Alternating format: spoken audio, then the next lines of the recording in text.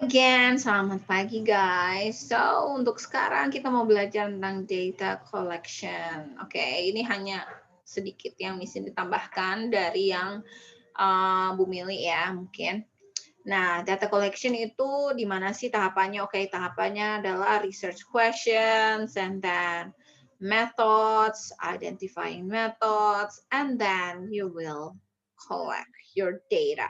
Oke, apakah itu melalui observation, interviews, surveys, apa lagi ya? Ya interview sih kalau kualitatif banyaknya kualitatif itu interviews, observations, things like or maybe documentation or studi literature like that. Okay, so nah ini adalah circle of collection tapi kita akan bahas lebih ke yang ini nih purposefully sampling.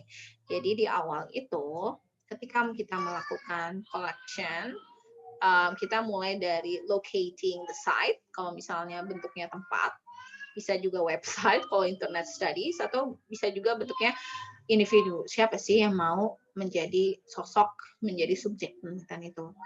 Kemudian, of course, the second part that is so important is gaining access and making a report. Jadi bagaimana kalian dapat akses untuk masuk ke dalam perkumpulan itu, atau ke dalam komunitas tersebut, atau apa ya, pokoknya yang berhubungan dengan gaining access dan bagaimana juga kalian membangun hubungan yang baik. Ya, jangan lupa kalau kamu tuh jadi penting nggak boleh egois ya, harus baik-baik masuknya, keluarnya juga baik-baik. Bahkan kalian harus terus berhubungan dengan baik ya. Nah kemudian kalian masuk ke purposefully sampling, yaitu sampelnya yang kita yang sampel orang atau informan atau unit analisis yang kita memang pilih. Oke. Kemudian kita baru di-collect lah datanya, kemudian di-record. Nah, recording itu maksudnya mungkin ke apa ya? Reliability, whether it's transcript, wawancara yang transcripting and everything like that. Dan kemudian resolving field issues, terus kemudian di storing data, and then ini baru collecting data, belum masuk ke pembahasan, oke? Oke, untuk hari ini kita cuman mau bahas tentang purposefully sampling. Apa sih purposefully sampling?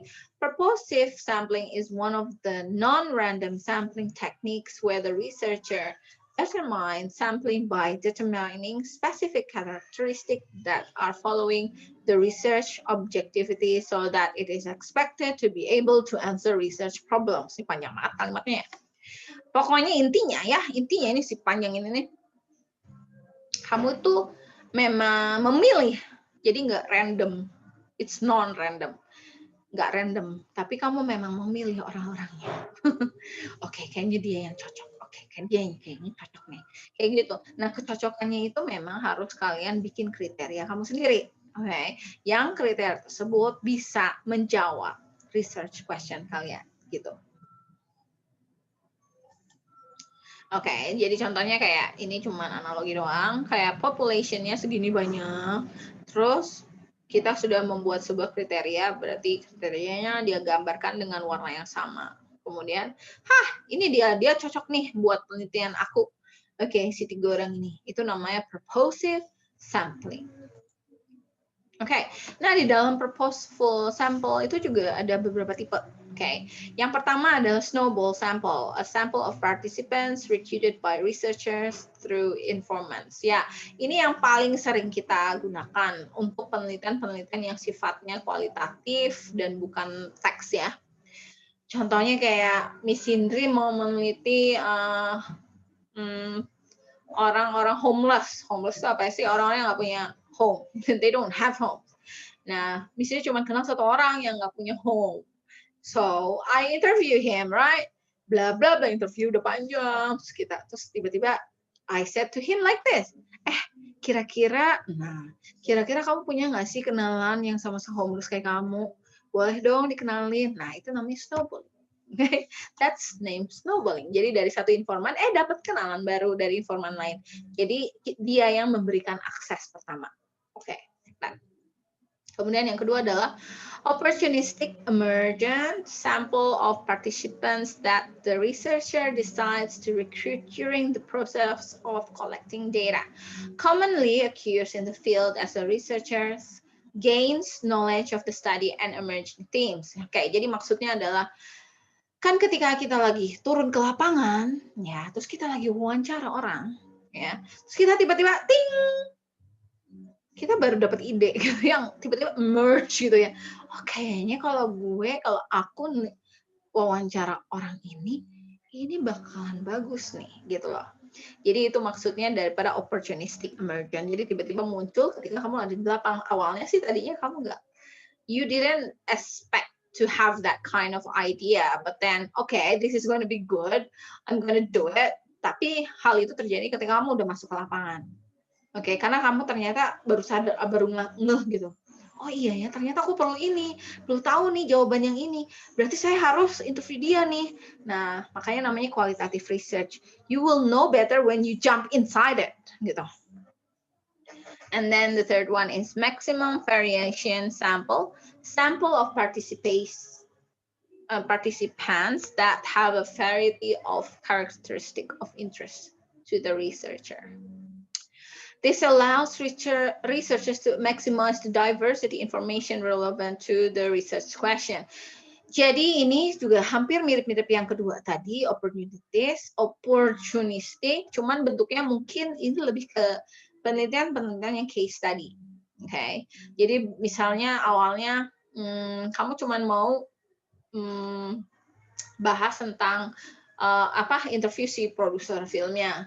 Tapi ketika kamu ngobrol lebih banyak, oh ternyata penontonnya juga ngaruh nih. Oke, aku mau interview si penontonnya atau apa atau pesaingnya yang bisa membuat berbagai macam variasi jawaban gitu, yang it makes it richer.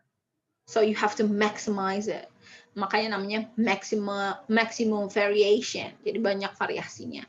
Meskipun akhirnya nanti ketika kamu restoring data, it will be a big job, but it's okay. Okay, next.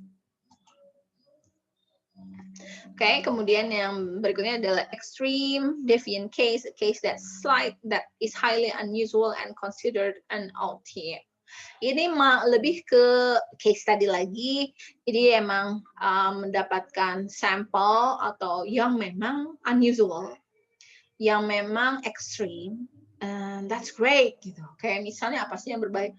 Teroris, gitu ya. Something yang udah jelas ekstrim dan everything.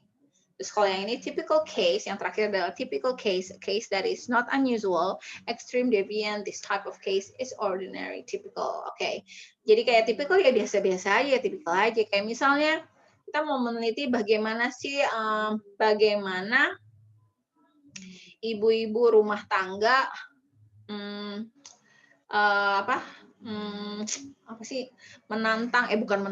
ibu-ibu rumah tangga itu bagaimana ibu-ibu rumah tangga itu mendapatkan problem solving dalam mengajar anak-anak ketika COVID ini. Berarti informannya siapa? Ya udah ibu-ibunya aja, yang ibu rumah tangga gitu kan. It's so typical.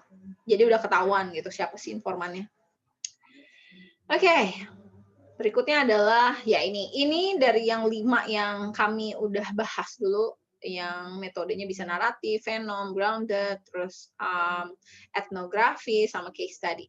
So purposeful sampling strategies. Oke, kalau naratif kan bisa apa aja. Jadi sampelnya bisa several strategies, bisa orang, bisa teks, bisa ya kalau naratif yang biografi berarti orang kan. Ya jadi ini nggak terlalu harus ada kriteria karena itu tergantung research questionnya apa. Misalnya kamu pengen tahu kehidupan Jokowi, ya udah Jokowinya berarti kan, gitu loh. Terus kemudian fenomenologi, finding individuals who have experienced the phenomenon a criteria sample. Jadi intinya kalau misalnya fenomenologi, sampelnya adalah orang-orang yang mengalami pengalaman yang sama, gitu. Jadi misalnya orang yang pernah mengalami sakit hati, sakit hati, ya misalnya cinta, ya kalau kita mau meneliti kenapa sih orang benci dengan kata cinta? Berarti kita harus nyari orang yang memang memiliki makna cinta is bullshit. So, who are those people ya? Nah, itu yang di interview, itu fenomenologi. Grounded theory, finding a homogeneous sample, a theory-based sample, a theoretical sample. Ya, contohnya bagaimana sih para perokok berhenti merokok. Jadi kita sampelnya ada orang-orang yang merokok gitu, dan itu mungkin memiliki habit yang sama gitu. Terus kemudian finding a cultural group to which one is a stranger, a representative sample. Oke, ini masuknya ke dalam yang etnografi sampel. Jadi kita mencari sebuah komunitas yang memiliki budaya tertentu. Bisa juga ya satu suku atau satu yang memiliki sebuah komunitas sendiri. Itu. Jadi kita memulai dari orang yang memiliki budaya tersebut, kemudian kita masuk ke dalam kelompok tersebut. Awalnya strangers, they are strangers for us because kita tuh budayanya beda. misalnya ya itu tadi etnografi itu kayak kita mau meneliti bagaimana para waria survive in the pandemic.